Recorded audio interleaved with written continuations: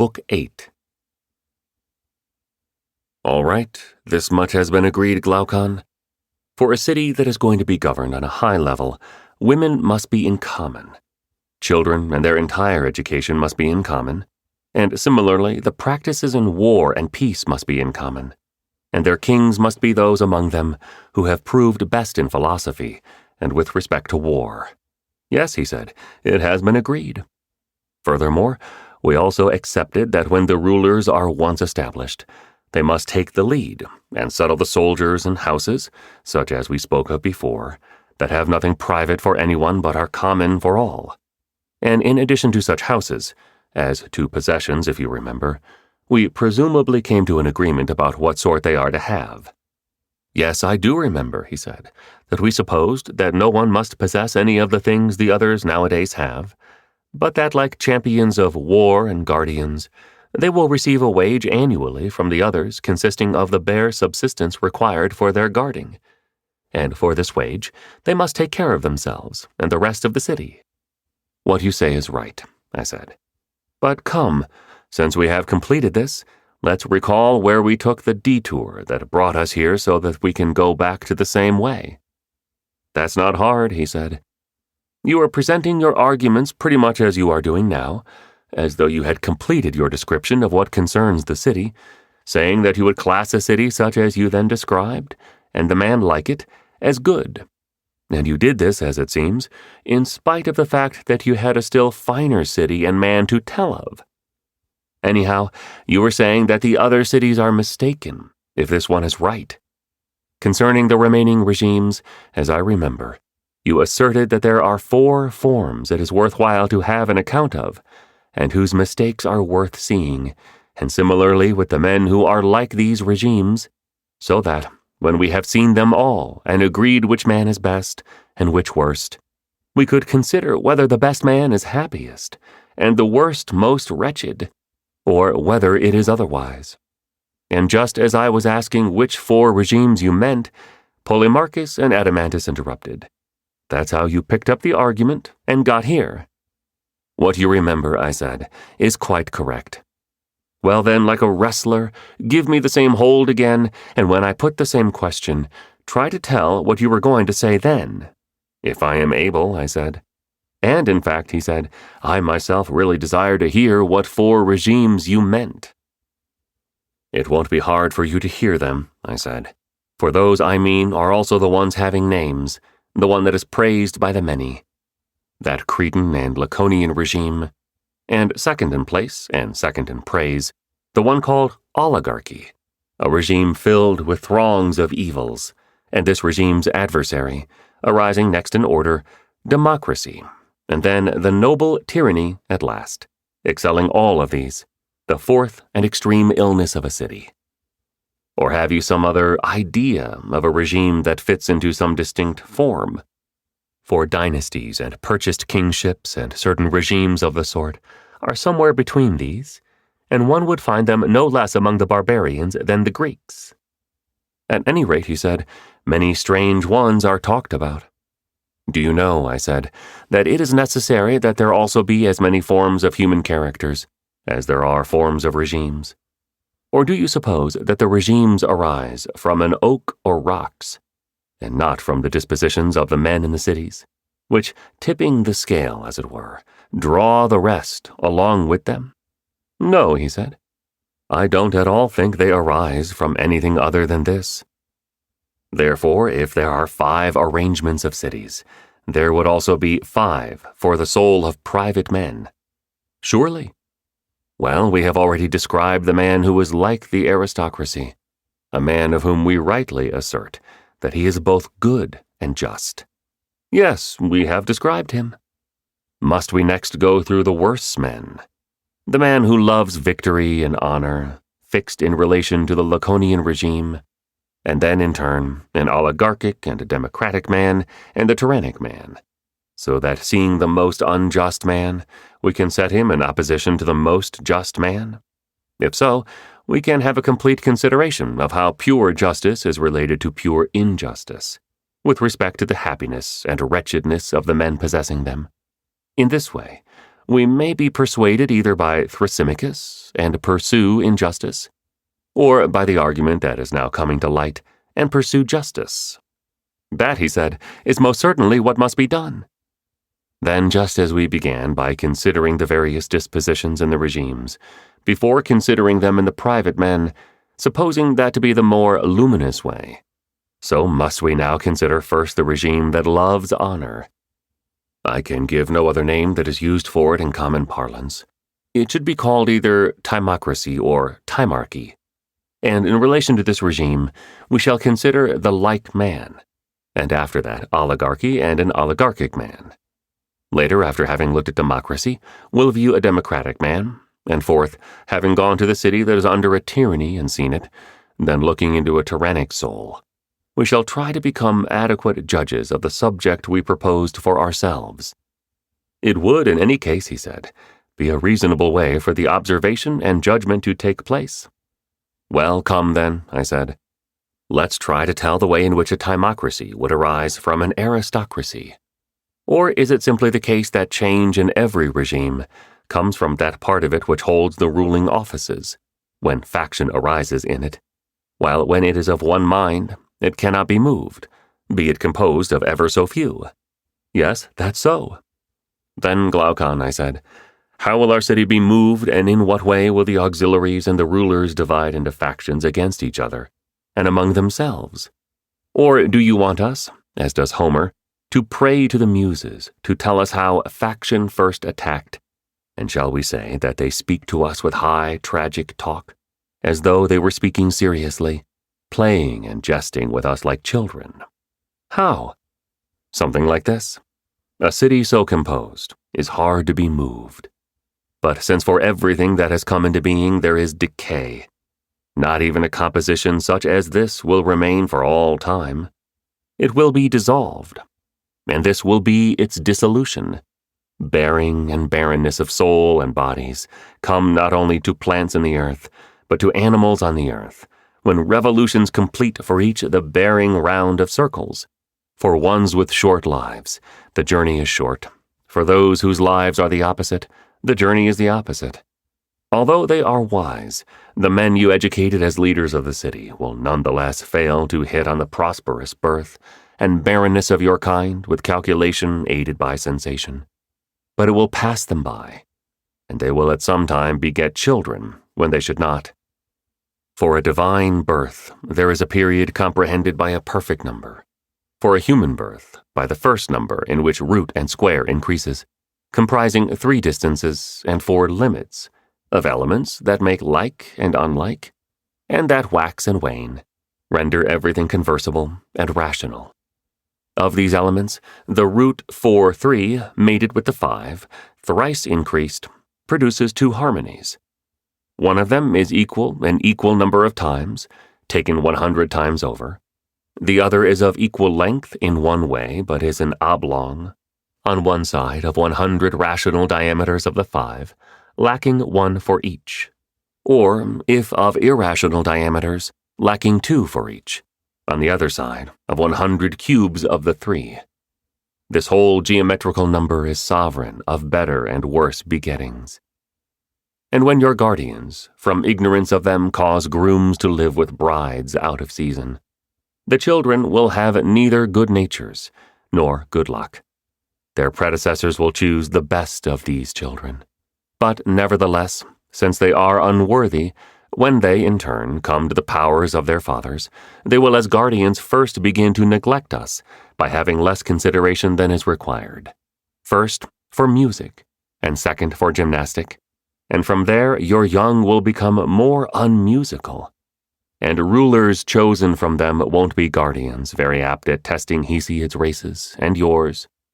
Gold and silver and bronze and iron. And the chaotic mixing of iron with silver and of bronze with gold engenders unlikeness and inharmonious irregularity, which once they arise, always breed war and hatred in the place where they happen to arise. Faction must always be said to be of this ancestry, wherever it happens to rise. And we'll say, he said, that what the Muses answer is right. Necessarily, I said, for they are Muses, What, he said, do the Muses say next? Once faction had arisen, I said. Each of these two races, the iron and bronze, pulled the regime toward money-making and the possession of land, houses, gold, and silver, while the other two, the gold and the silver, not being poor but rich by nature, led the souls toward virtue and the ancient establishment. Struggling and straining against one another, they came to an agreement on a middle way. They distributed land and houses to be held privately, while those who previously were guarded by them as free friends and supporters, they then enslaved and held as serfs and domestics, and they occupied themselves with war and with guarding against these men. In my opinion, he said, this is the source of this transformation. Wouldn't this regime, I said, be a certain middle between aristocracy and oligarchy? Most certainly. This will be the way of the transformation. But once transformed, how will it be governed? Or is it evident that in some things it will imitate the preceding regime, in others oligarchy, because it is a middle, and that it will also have something peculiar to itself? That's the way it is, he said. In honoring the rulers, and in the abstention of its war-making part from farming and the manual arts, and the rest of money-making, in its provision for common meals and caring for gymnastic, and the exercise of war, in all such ways, won't it imitate the preceding regime? Yes. But in being afraid to bring the wise to the ruling offices, because the men of that kind it possesses are no longer simple and earnest, but mixed, and in leaning toward spirited and simpler men naturally more directed to war than to peace, in holding the wiles and stratagems of war in honor, and in spending all its time making war. Won't most such aspects be peculiar to this regime? Yes. And such men, I said, will desire money just as those in oligarchies do, and under cover of darkness pay fierce honor to gold and silver, because they possess storehouses and domestic treasuries, where they can deposit and hide them, and they will have walls around their houses, exactly like private nests, where they can make lavish expenditures on women and whomever else they might wish. Very true, he said. Then they will also be stingy with money, because they honor it and don't acquire it openly, but pushed on by desire, they will love to spend other people's money, and they will harvest pleasures stealthily, running away from the law like boys from a father.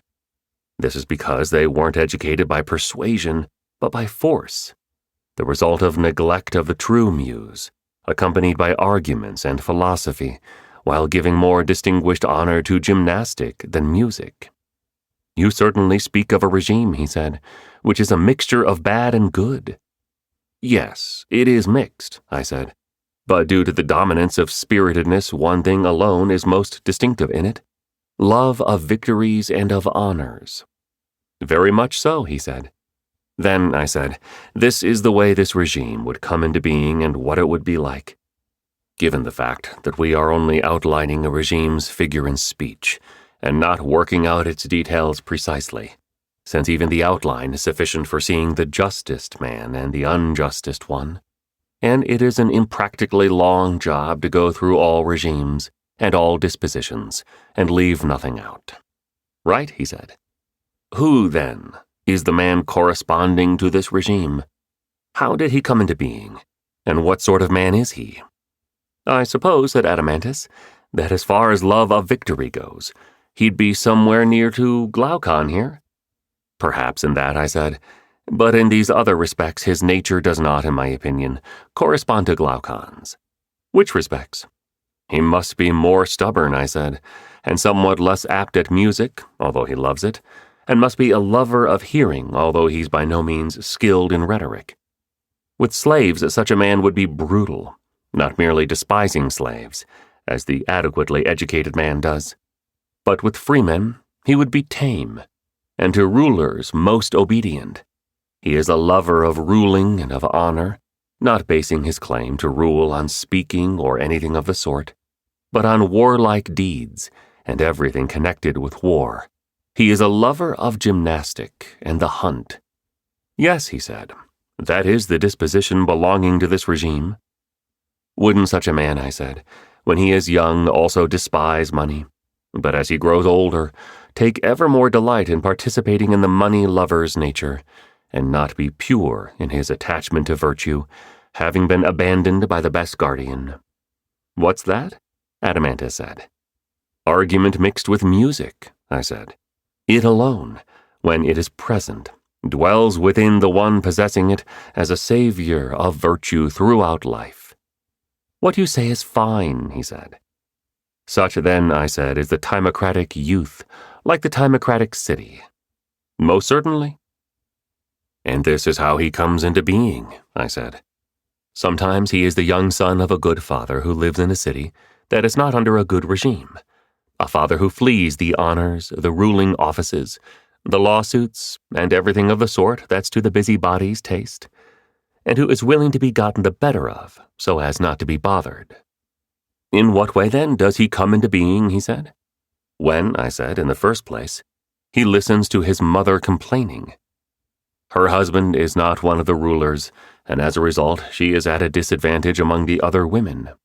Moreover, she sees that he isn't very serious about money, and doesn't fight and insult people for its sake in private actions in courts and in public, but takes everything of the sort in an easy-going way.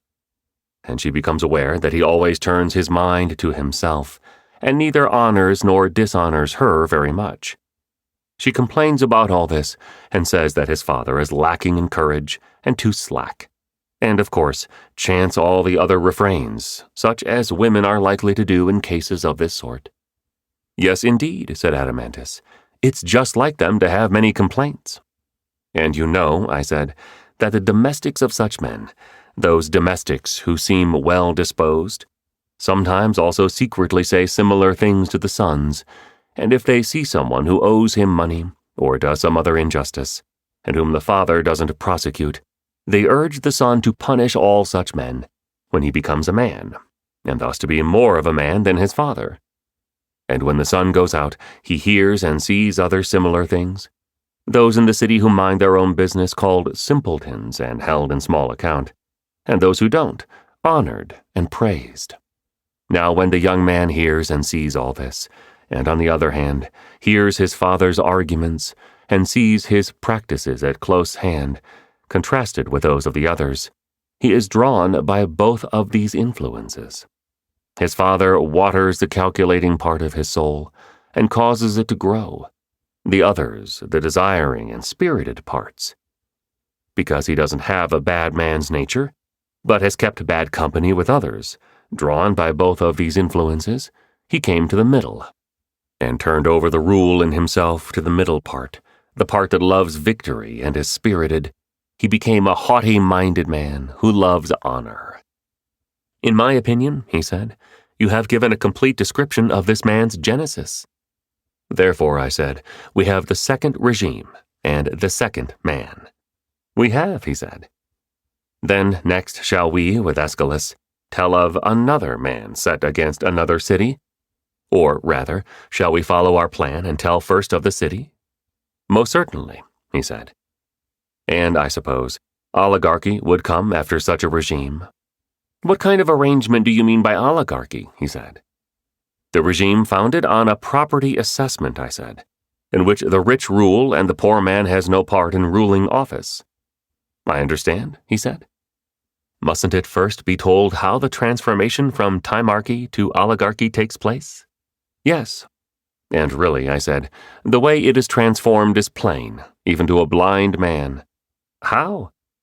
The treasure house full of gold, I said, which each man has, destroys that regime. First, they seek out expenditures for themselves, and pervert the laws in that direction. They themselves and their wives disobey them. That's likely, he said. Next, I suppose, one man sees the other and enters into a rivalry with him, and thus they made the multitude like themselves. That's likely. Well then, I said, from there they progress in money-making, and the more honorable they consider it, the less honorable they consider virtue. Or isn't virtue in tension with wealth, as though each were lying in the scale of a balance, always inclining in opposite directions? Quite so, he said. Surely when wealth and the wealthy are honored in a city, virtue and the good men are less honorable. Plainly, surely what happens to be honored is practiced, and what is without honor is neglected. That's so. Instead of men who love victory and honor, they finally become lovers of money-making and money. And they praise and admire the wealthy man and bring him to the ruling offices, while they dishonor the poor man. Certainly. Therefore, don't they then set down a law defining an oligarchic regime by fixing an assessment of a sum of money? Where it's more of an oligarchy, the sum is greater; where less of an oligarchy, less?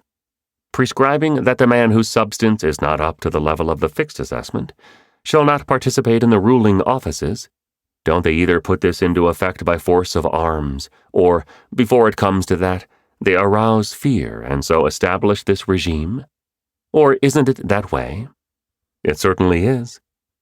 This is, then, speaking generally, its establishment. Yes, he said, but what is the character of the regime? And what are the mistakes which we were saying it contains? First, I said, the very thing that defines the regime is one. Reflect.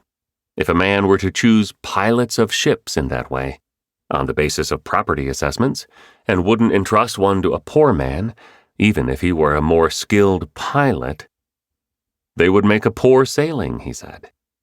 Isn't this also so for any other kind of rule whatsoever? So I suppose, at least. Except for a city, I said. Or does it also apply to a city? Certainly, he said. Most of all, insofar as it is the hardest and greatest kind of rule. Then oligarchy would contain this one mistake that is of such proportions. It looks like it. And what about this? Is this a lesser mistake than the former one? What? Such a city's not being one, but of necessity two. The city of the poor and the city of the rich, dwelling together in the same place, ever plotting against each other. No, by Zeus, he said, that's no less of a mistake. And further, this isn't a fine thing. Their being perhaps unable to fight any war, first, on account of being compelled either to use the multitude armed and be more afraid of it than the enemy, or not to use it, and thus show up as true oligarchs on the field of battle. And besides, on account of their not being willing to contribute money because they love it. No, it's not a fine thing. And what about this? That tendency to be busybodies we were condemning long ago. The same men in such a regime engaged in farming, money-making, and war-making at the same time. Does that seem right? In no way whatsoever. Now see whether this regime is the first to admit the greatest of all these evils. What? Allowing one man to sell everything that belongs to him, and another to get hold of it, and when he has sold it, allowing him to live in the city while belonging to none of its parts, called neither a money-maker, nor a craftsman, nor a knight, nor a hoplite, but a poor man without means. Yes, he said, it is the first.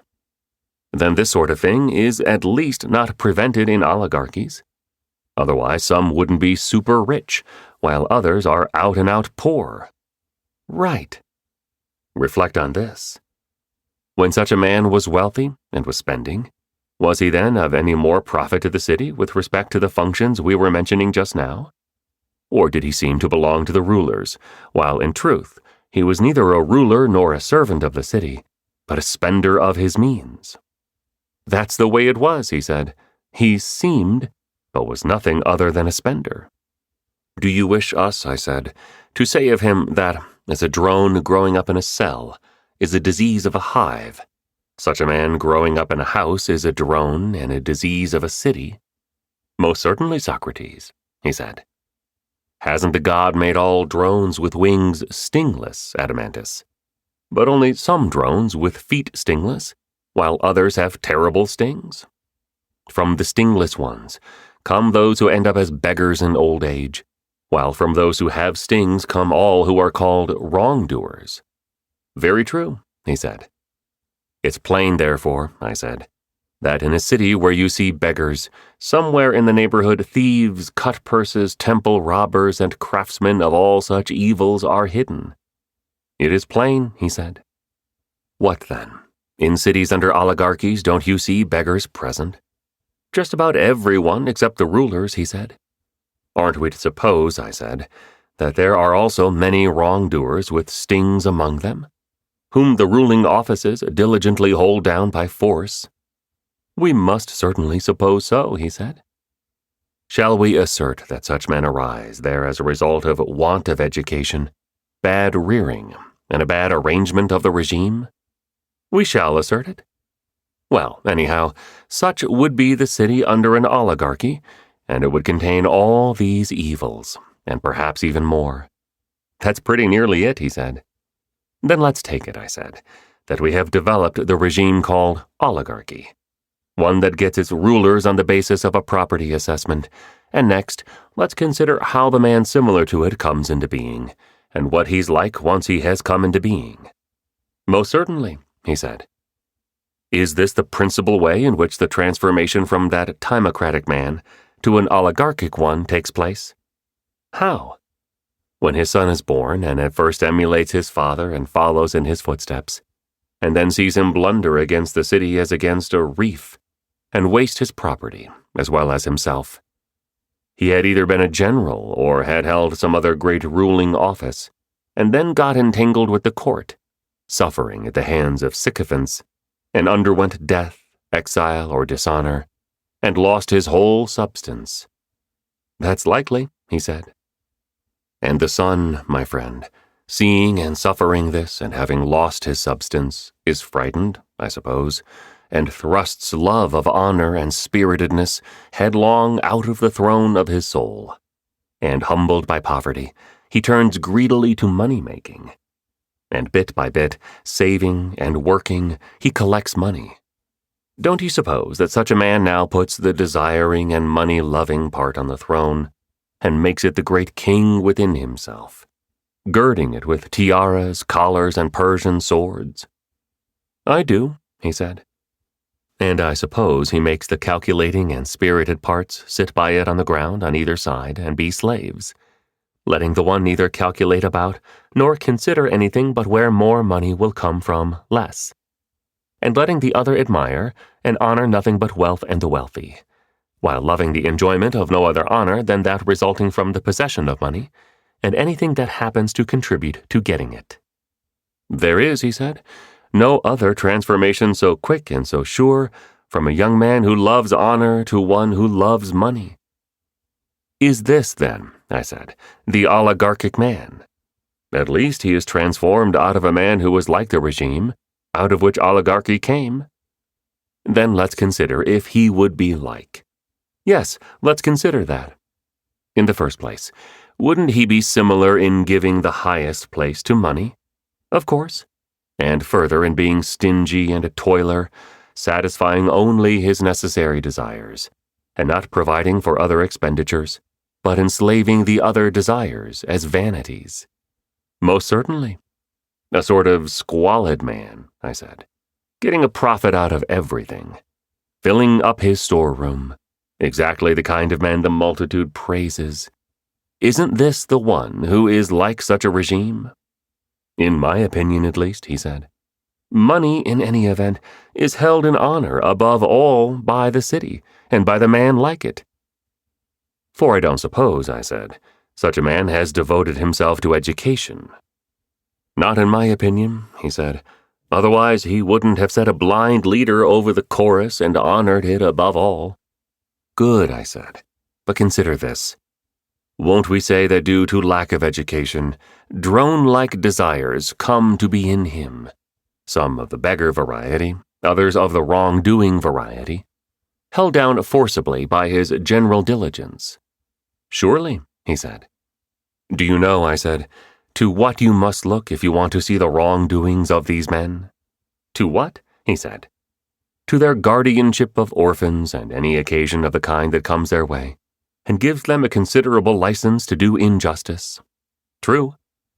Isn't it plain from this that when such a man has a good reputation in other contractual relations, Because he seems to be just, he is forcibly holding down bad desires, which are there with some decent part of himself. He holds them down not by persuading them that they had better not, nor by taming them with argument, but by necessity and fear, doing so because he trembles for his whole substance. Very much so, he said. And by Zeus, my friend, I said, you'll find the desires that are akin to the drone present in most of them, when they have to spend what belongs to others. Indeed, you most certainly will, he said. Such a man, therefore, wouldn't be free from faction within himself, nor would he be simply one, but rather in some sense twofold, although for the most part his better desires would master his worse desires. That's so? Then on this account, I suppose such a man would be more graceful than many, but the true virtue of the single-minded and harmonized soul would escape far from him. That's my opinion. Furthermore, the stingy man is a poor contestant when with his private means he competes for some victory or any other noble object of ambition in a city. He's not willing to spend money for the sake of good reputation or any such contests, afraid to awaken the spendthrift desires and to summon them to an alliance and a love of victory. He makes war like an oligarch, with a few of his troops, is defeated most of the time, and stays rich. Quite so, he said. Do we then still doubt, I said, that the stingy, money-making man, in virtue of his likeness, corresponds to the oligarchic city? Not at all, he said. Then democracy must, as it seems, be considered next, in what way it comes into being, and once come into being, what it is like, so that when we know the character of such a man in his turn, we can bring him forward for judgment. In that, he said, we would at least be proceeding just as we were. Doesn't, I said, the transformation from an oligarchy to a democracy take place in something like the following way. As a result of the insatiable character of the good that oligarchy proposes for itself, the necessity of becoming as rich as possible. How? He said. I suppose that because the rulers rule in it thanks to possessing much, they are unwilling to control those among the youth who become licentious by a law forbidding them to spend and waste what belongs to them, in order that by buying and making loans on the property of such men, they can become richer and more honored. That they do above all. Isn't it by now plain that it's not possible to honor wealth in a city, and at the same time, adequately to maintain moderation among the citizens, but one or the other is necessarily neglected? That's fairly plain, he said. Then, by their neglect and encouragement of licentiousness in oligarchies, they have sometimes compelled human beings who are not ignoble to become poor. Quite so. Then I suppose these men sit idly in the city, fitted out with stings and fully armed, some owing debts, some dishonored, and some both, hating and plotting against those who acquired what belongs to them and all the rest too, gripped by a love of change. That's so. And these money-makers, with heads bent down, not seeming to see these men, wound with injections of silver any man among the remainder who yields, and carrying off from the father a multiple offspring in interest, they make the drone and the beggar great in the city. Very great indeed, he said. And at all events, I said, they aren't willing to quench this kind of evil, as it is bursting into flame, either by preventing a man from doing what he wants with his property, or alternatively, by instituting another law that resolves such cases. What law? The one that takes second place to the former law, and which compels the citizens to care for virtue. For if someone were to prescribe that most voluntary contracts are to be made at the contractor's own risk, the citizens would make money less shamelessly in the city, and fewer evils of the kind we were just describing would grow in it. Far fewer, he said. But as it is, I said, for all these reasons, the rulers in the city treat the ruled in this way. And as for themselves and their own, Aren't their young luxurious and without taste for work of body or of soul, too soft to resist pleasures and pains, and too idle? What else could they be? And haven't they themselves neglected everything except money-making, and paid no more attention to virtue than the poor? Yes, they have. When the rulers and the ruled, each prepared in this fashion, come alongside of each other, either wayfaring, or in some other community, on trips to religious festivals or in campaigns, becoming shipmates or fellow soldiers, or even observing one another in dangers themselves, the poor are now in no wise despised by the rich.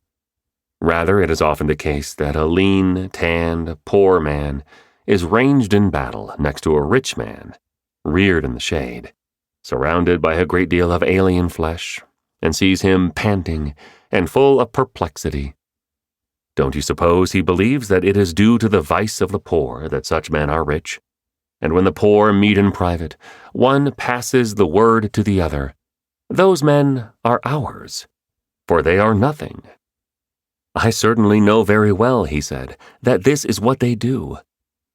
Just as a sickly body needs only a slight push from outside to become ill, and sometimes even without any external influence becomes divided by factions within itself, so too doesn't a city that is in the same kind of condition as that body, on a small pretext, men brought in as allies from outside, from a city under an oligarchy, by the members of one party, from a city under a democracy, by the members of the other, fall sick and do battle with itself, and sometimes even without any external influence, become divided by faction.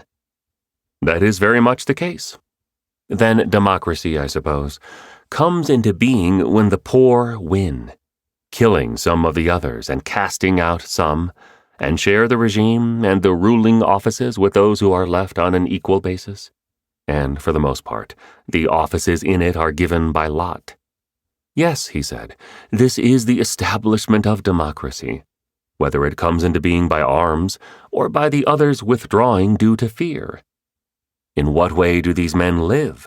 I said. And what is the character of such a regime?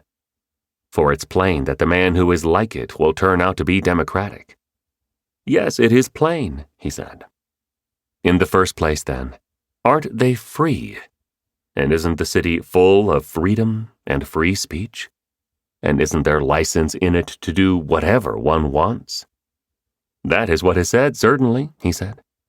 And where there's license, it's plain that each man would organize his life in it privately, just as it pleases him. Yes, it is plain. Then I suppose that in this regime especially, all sorts of human beings come to be. How could they fail to? It is probably the fairest of the regimes, I said. Just like a many-colored cloak decorated in all hues, this regime, decorated with all dispositions, would also look fairest. And many, perhaps, I said, like boys and women looking at many-colored things, would judge this to be the fairest regime. Quite so, he said. And what's more, you blessed man, I said, it's a convenient place to look for a regime. Why is that? Because, thanks to its license, it contains all species of regimes, and it is probably necessary for the man who wishes to organize a city, as we were just doing, to go to a city under a democracy. He would choose the sort that pleases him, like a man going into a general store of regimes, and once having chosen, he would thus establish his regime.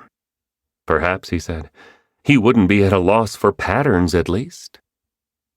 And the absence of any compulsion to rule in this city, I said, even if you are competent to rule, or again to be ruled if you don't want to be, or to make war when the others are making war, or to keep peace when the others are keeping it.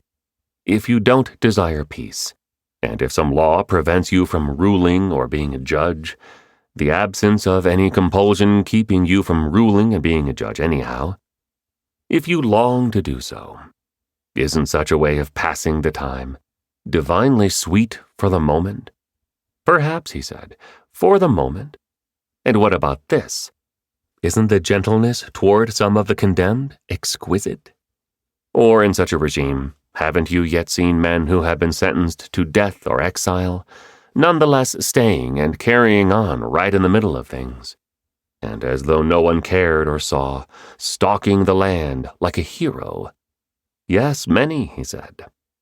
And this regime's sympathy and total lack of pettiness in despising what we were saying so solemnly when we were founding the city, that unless a man has a transcendent nature, he would never become good, if from earliest childhood his play isn't noble and all his practices aren't such. How magnificently it tramples all this underfoot, and doesn't care at all from what kinds of practices a man goes to political action, but honors him if only he says he's well disposed toward the multitude. It's a very noble regime, he said.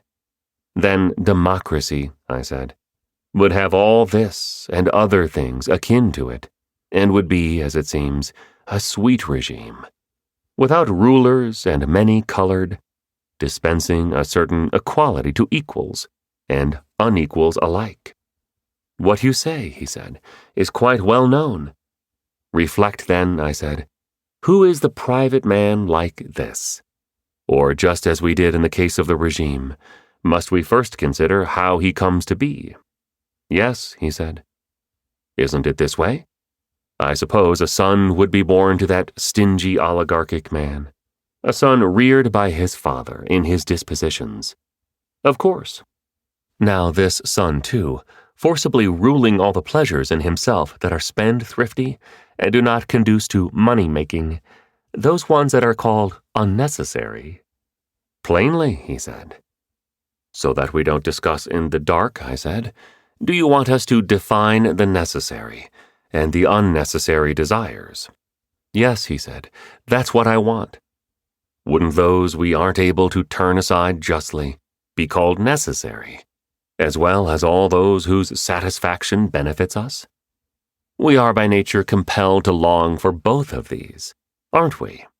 Quite so. Then we shall justly apply the term necessary to them. That is just. And what about this? If we were to affirm that all those are unnecessary, of which a man could rid himself if he were to practice from youth on, and whose presence, moreover, does no good, and sometimes even does the opposite of good, would what we say be fine? Fine it would be. Then shall we choose an example of what each of them is, so that we can grasp their general types? Yes, we must. Wouldn't the desire of eating, as long as it is for health and good condition, the desire of mere bread and relish be necessary? I suppose so. The desire for bread, at least, is presumably necessary on both counts, in that it is beneficial, and in that it is capable of putting an end to life. Yes, and so is the desire for relish, if in any way it is beneficial to good condition. Most certainly. But what about the desire that goes beyond, toward sorts of food other than this, of which the many can be rid of if it is checked in youth and educated, and is harmful to the body and to the soul with respect to prudence and moderation? Wouldn't it rightly be called unnecessary? Most rightly indeed.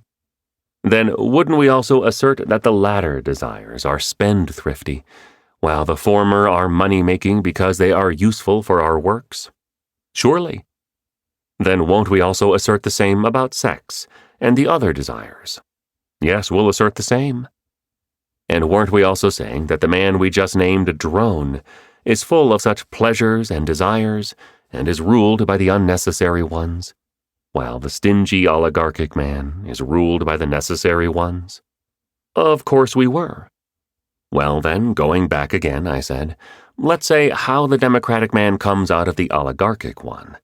And it looks to me as though it happens in most cases like this. How? When a young man, reared, as we were just saying, without education and stingily, tastes the drone's honey, and has intercourse with fiery, clever beasts who are able to purvey manifold and subtle pleasures with every sort of variety. You presumably suppose that at this point, he begins his change from an oligarchic regime within himself to a democratic one. Most necessarily, he said. Then, just as the city was transformed when an alliance from outside brought aid to one party, like to like, is the young man also transformed, in the same way when desires of a kindred and like form from without bring aid to one party of desires within him? That's entirely certain. And I suppose, if a counter-alliance comes to the aid of the oligarchic party in him, either from the advice and scolding of his father or from other relatives, then faction and counterfaction arise in him, and he does battle with himself. Surely. And I suppose that at times the Democratic Party gives way to the oligarchic, and with some of the desires destroyed and others exiled, a certain shame arose in the young man's soul, and order was re-established. Sometimes that does happen, he said. But I suppose that once again other desires, akin to the exiled ones, reared in secret due to the father's lack of knowledge about rearing, came to be many and strong. At least, he said, that's what usually happens. Then, drawn to the same associations, their secret intercourse bred a multitude. Of course. And finally, I suppose they took the Acropolis of the young man's soul, perceiving that it was empty of fair studies and practices and true speeches. And it's these that are the best watchmen and guardians in the thought of men whom the gods love. They are by far the best, he said. Then, in their absence, false and boasting speeches and opinions ran up and seized that place in such a young man. Indeed they did, he said. Doesn't he go back again to those lotus eaters and openly settle among them? And if some help should come to the stingy element in his soul from relatives, those boasting speeches close the gates of the kingly wall within him. They neither admit the auxiliary force itself, nor do they receive an embassy of speeches of older private men, but doing battle they hold sway themselves, and naming shame simplicity, they push it out with dishonor, a fugitive, calling moderation cowardliness, and spattering it with mud they banish it, persuading that measure and orderly expenditure are rustic and illiberal. They join with many useless desires in driving them over the frontier. Indeed they do. Now, once they have emptied and purged these from the soul of the man whom they are seizing and initiating in great rites, they proceed to return insolence, anarchy, wastefulness, and shamelessness from exile in a blaze of light, crowned and accompanied by a numerous chorus, extolling and flattering them by calling insolence good education, anarchy freedom, wastefulness magnificence, and shamelessness courage. Isn't it in some such way, I said, that a man when he is young changes from his rearing in necessary desires to the liberation and unleashing of unnecessary and useless pleasures? Yes, he said, it's quite manifestly that way. Then, I suppose that afterward such a man lives spending no more money, effort, and time on the necessary than on the unnecessary pleasures. However, if he has good luck and his frenzy does not go beyond bounds, and if also, as a result of getting somewhat older and the great disturbances having passed by, he readmits a part of the exiles and doesn't give himself wholly over to the invaders, then he lives his life in accord with a certain equality of pleasures he has established. To whichever one happens along, as though it were chosen by the lot, he hands over the rule within himself until it is satisfied, and then again to another, dishonoring none, but fostering them all on the basis of equality. Most certainly. And, I said, he doesn't admit true speech, or let it pass into the guardhouse, if someone says that there are some pleasures belonging to fine and good desires, and some belonging to bad desires, and that the ones must be practiced and honored, and the others checked and enslaved. Rather, he shakes his head at all this and says that all are alike and must be honored on an equal basis. That's exactly, he said, what a man in this condition does. Then, I said, he also lives along day by day, gratifying the desire that occurs to him, at one time drinking and listening to the flute, at another downing water and reducing, now practicing gymnastic, and again idling and neglecting everything, and sometimes spending his time as though he were occupied with philosophy. Often he engages in politics, and jumping up, says and does whatever chances to come to him. And if he ever admires any soldiers, he turns in that direction, and if it's money-makers, in that one.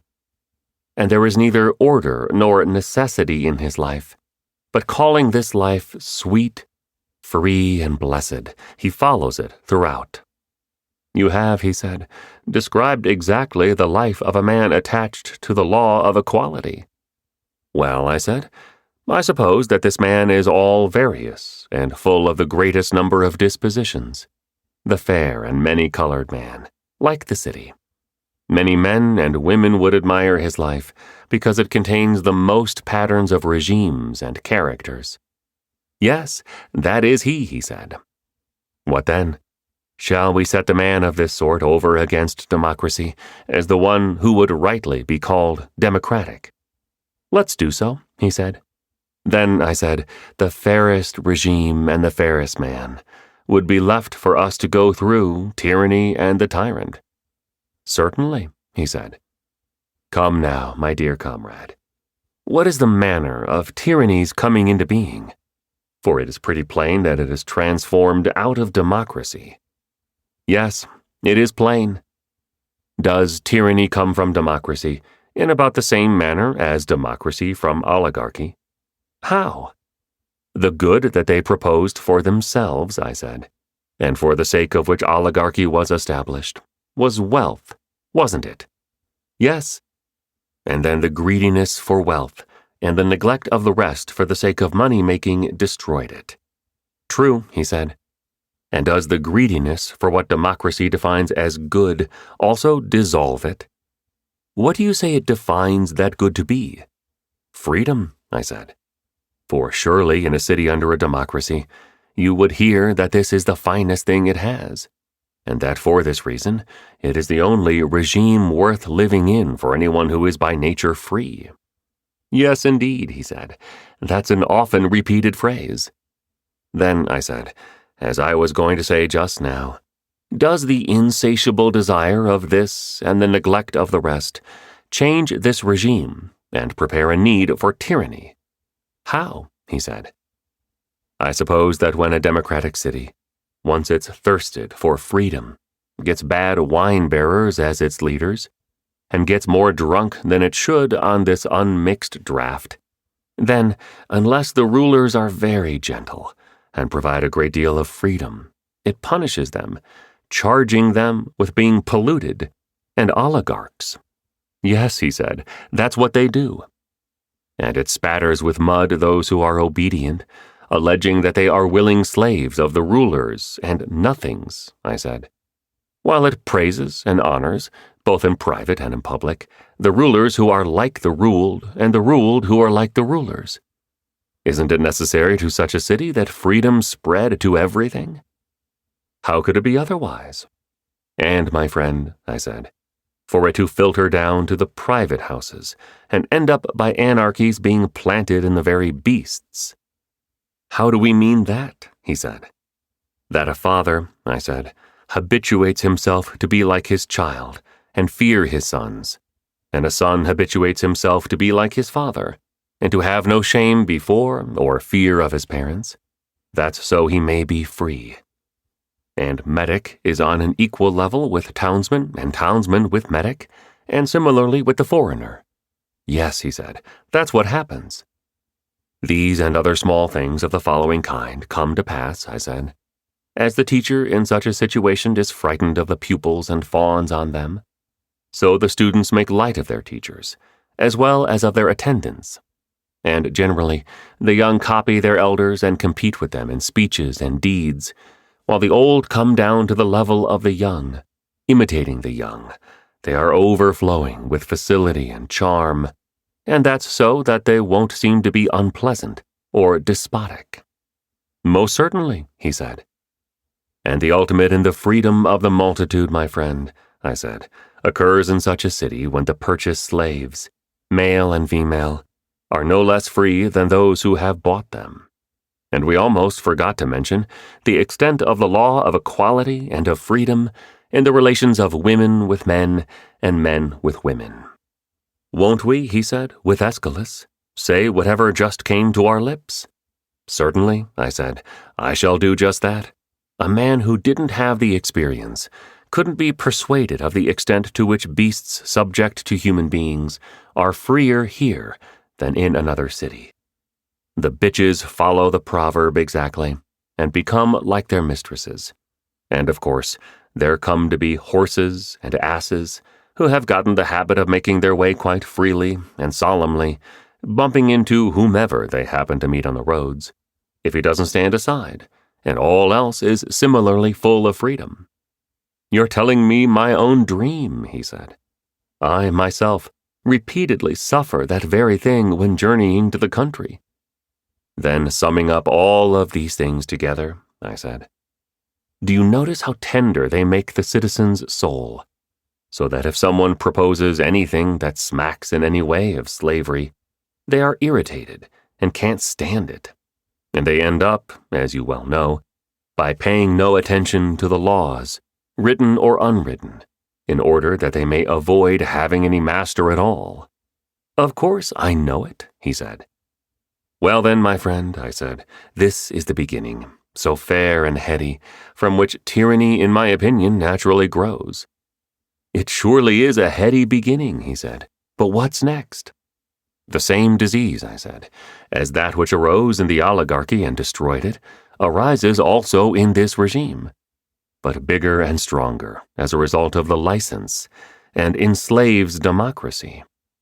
And really, anything that is done to excess is likely to provoke a correspondingly great change in the opposite direction, in seasons, in plants and bodies, and in particular, not least in regimes. That's probable, he said. Too much freedom seems to change into nothing but too much slavery, both for private man and city. Yes, that's probable. Well then, I said, tyranny is probably established out of no other regime than democracy, I suppose. The greatest and most savage slavery out of the extreme of freedom. Yes, he said, that's reasonable. But I suppose you weren't asking that, I said, but rather what disease, growing naturally in oligarchy and democracy alike, enslaves the latter. What you say is true, he said. Well then, I said, I meant that class of idle, extravagant men. The most courageous part of them leads, the less courageous part follows. It's just these whom we liken to drones, some equipped with stings, others without stings. That's right, he said. Well then, I said, when these two come into being in any regime, they cause trouble, like phlegm and bile in a body.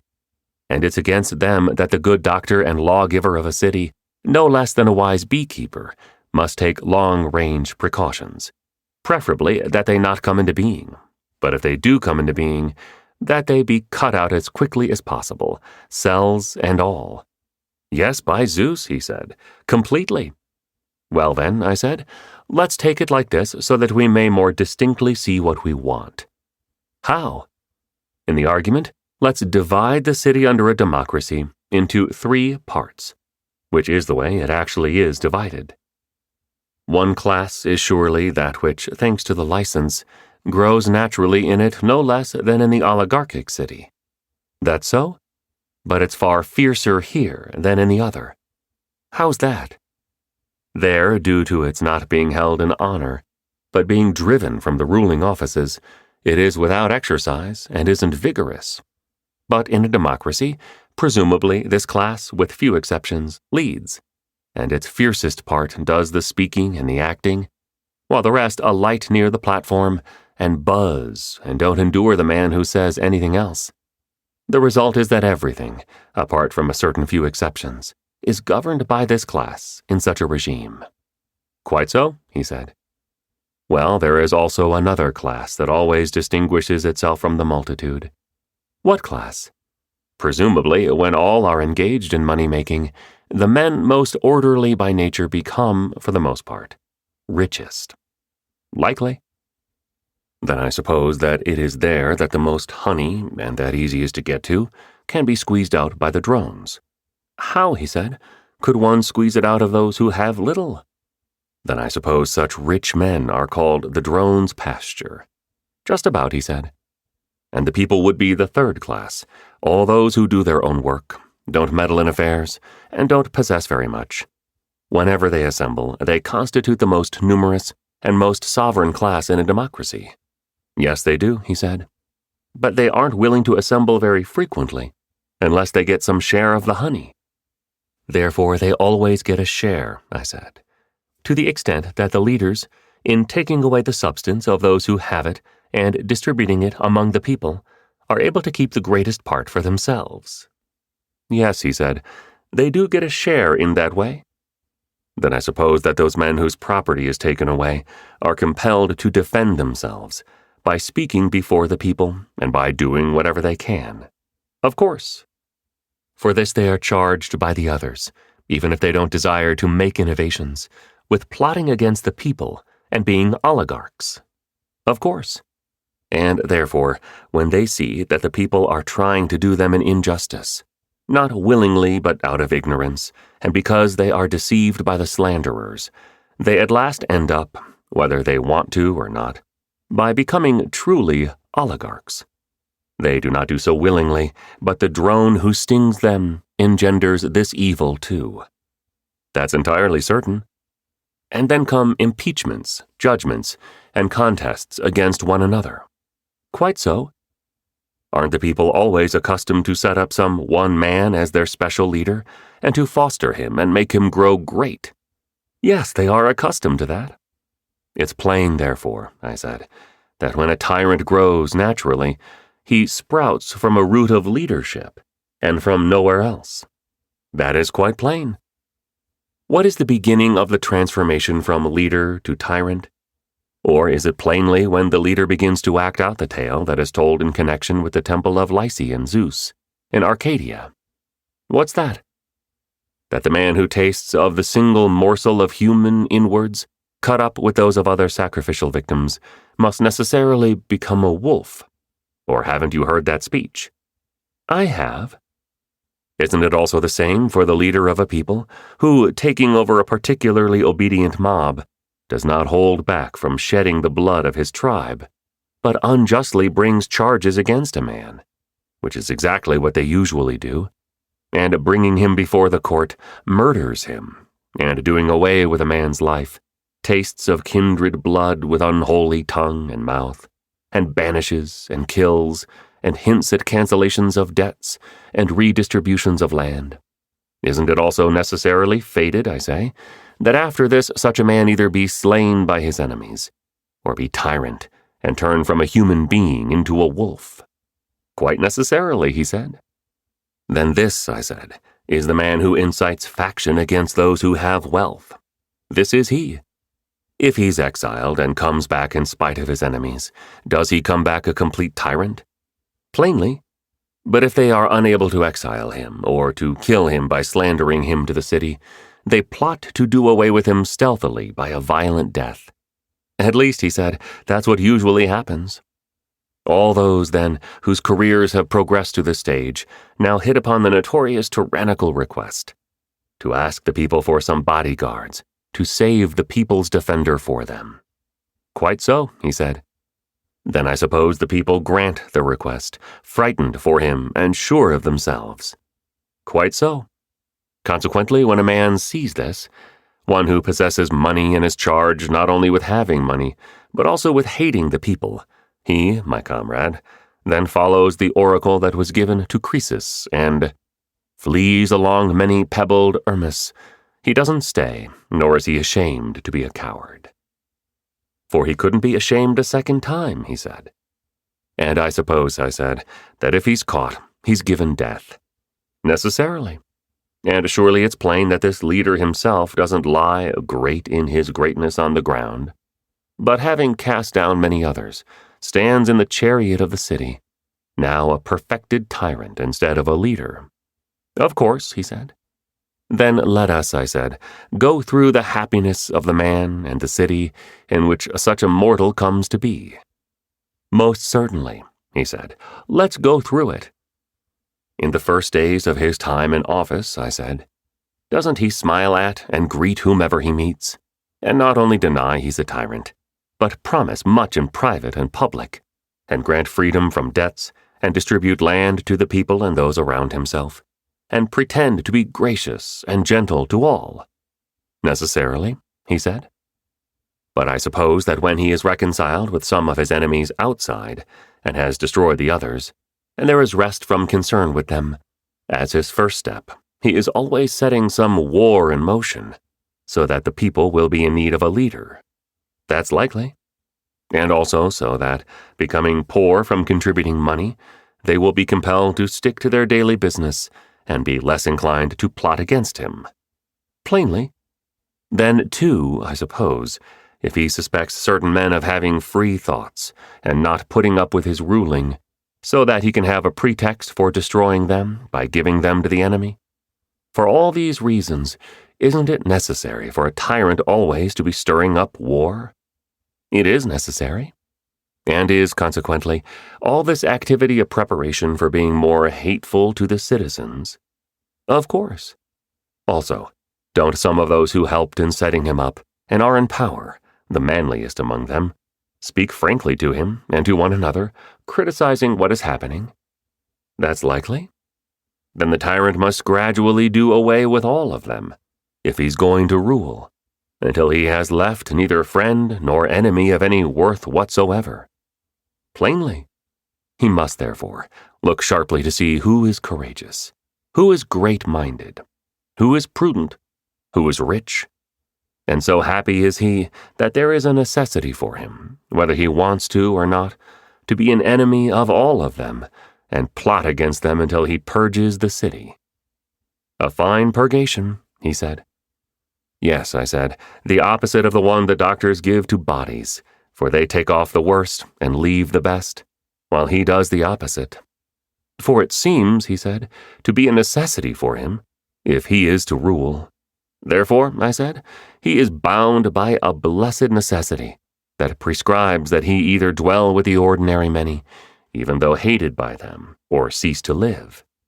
That is precisely his situation, he said.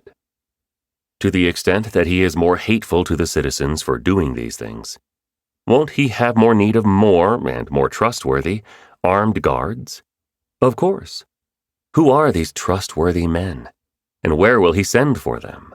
On their own many will come flying, he said, if he gives the wages. These are drones, by the dog, I said, of whom you are, in my opinion, again speaking, foreign ones of all sorts. Your opinion is true, he said. And who are the trustworthy ones on the spot? Wouldn't he be willing, what? To take away the slaves from the citizens, free them, and include them among the armed guards surrounding himself? Oh, he would be very willing, he said, since these are, doubtless, the men most trustworthy for him. The tyrant of whom you speak, I said, is a blessed thing, if he uses such men as friends and trustworthy helpers, after he has destroyed his former ones. But he certainly does use such men, he said. And these companions admire him, I said, and the new citizens have intercourse with him, while the decent men hate him and flee from him. What else would they do? It's not for nothing, I said, that tragedy in general has the reputation of being wise, and, within it, Euripides of being particularly so. Why is that? Because, among other things, he uttered this phrase, the product of shrewd thought, "Tyrants are wise from intercourse with the wise." And he plainly meant that these men we just spoke of are the wise with whom a tyrant has intercourse. And he and the other poets, he said, extol tyranny as a condition equal to that of a god, and add much else too. Therefore, I said, because the tragic poets are wise, they pardon us, and all those who have regimes resembling ours, for not admitting them into the regime on the ground that they make hymns to tyranny. I suppose, he said, they pardon us, at least all the subtle ones among them. And I suppose that, going around to the other cities, gathering crowds and hiring fine, big and persuasive voices, they draw the regimes toward tyrannies and democracies. Quite so.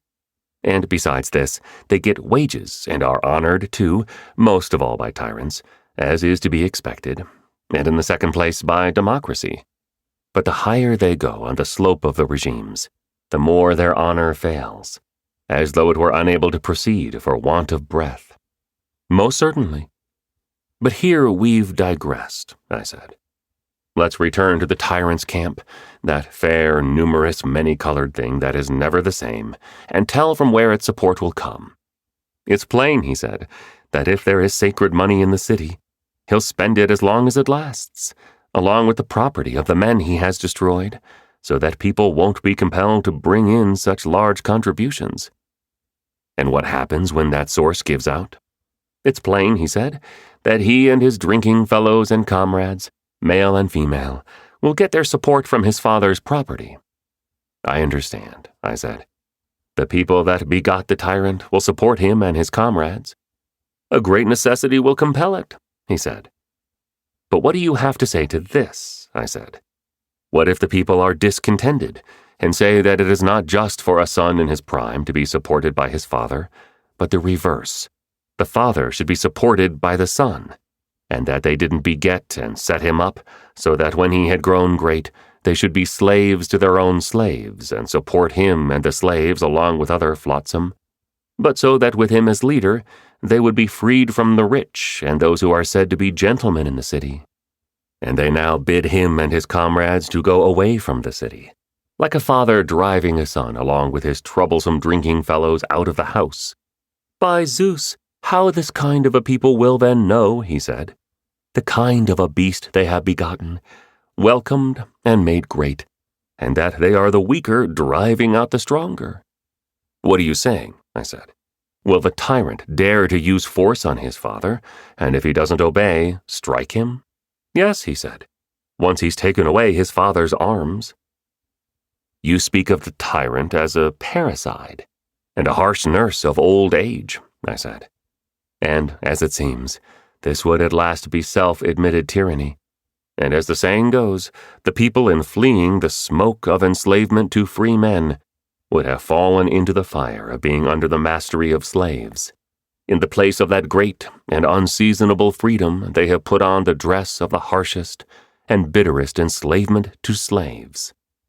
That's exactly what happens, he said. Well then, I said, wouldn't we be speaking appropriately if we asserted that we have given an adequate presentation of how a tyranny is transformed out of a democracy, and what it is like when it has come into being? Most certainly, he said. It was adequate.